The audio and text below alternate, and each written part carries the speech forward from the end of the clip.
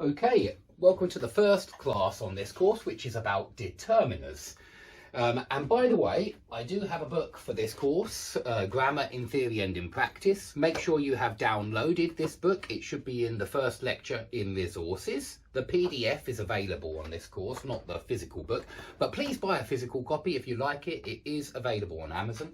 So please use this book for extra exercises. The first chapter is determiners and it has some exercises on this grammar. So what are determiners? Firstly, I want to point out that they are technically a type of adjective.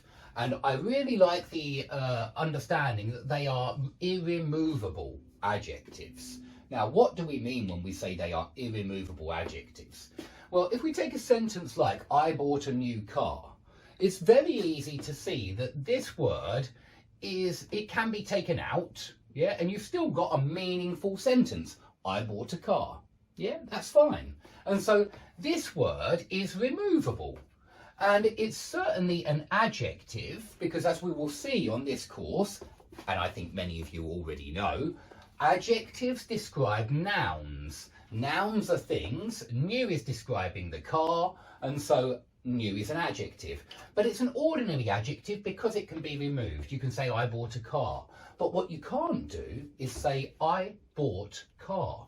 This word, this very tiny little word that's quite difficult to teach as an English teacher, teaching English as a foreign language, this word actually describes car.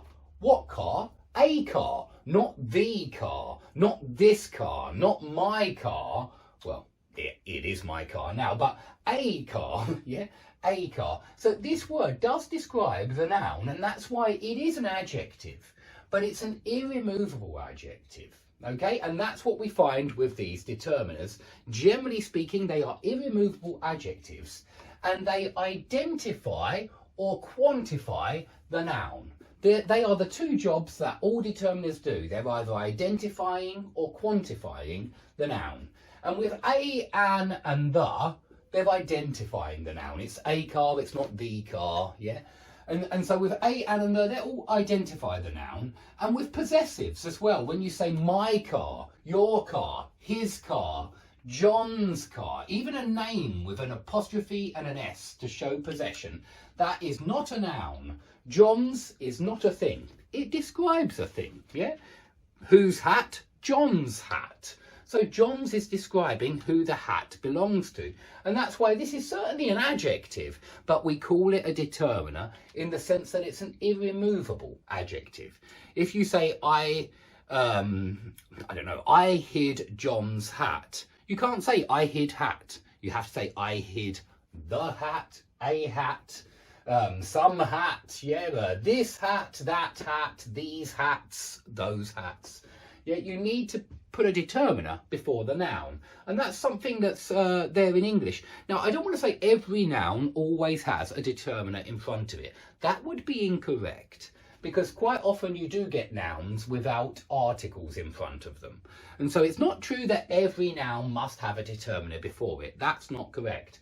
But they very often do in English. And that's why you take any page of any book and you will find a lot of determiners there. And if you just look at the nouns and look before the nouns, that's where you find determiners, because they're before the noun usually, and they identify or quantify. So these identify, I'd say these quantify, and they're called quantifiers. And there are actually quite a few of these. Much, many, some, any, few, little, less, more, few, fewer, little, they're all quantifiers, yeah? And even when you say a few, a little, or very few, very little, they are determiners, yeah? They are quantifiers. They're telling you how many of the noun, yeah? A few friends, a few bananas, yeah? They're telling you how many of the friends, how many of the bananas. And this is something important. Quite often, a determiner is not just one word. Quite often you get two determiners before a noun. Yeah, so you say, what an amazing hotel, and what and an are both determiners.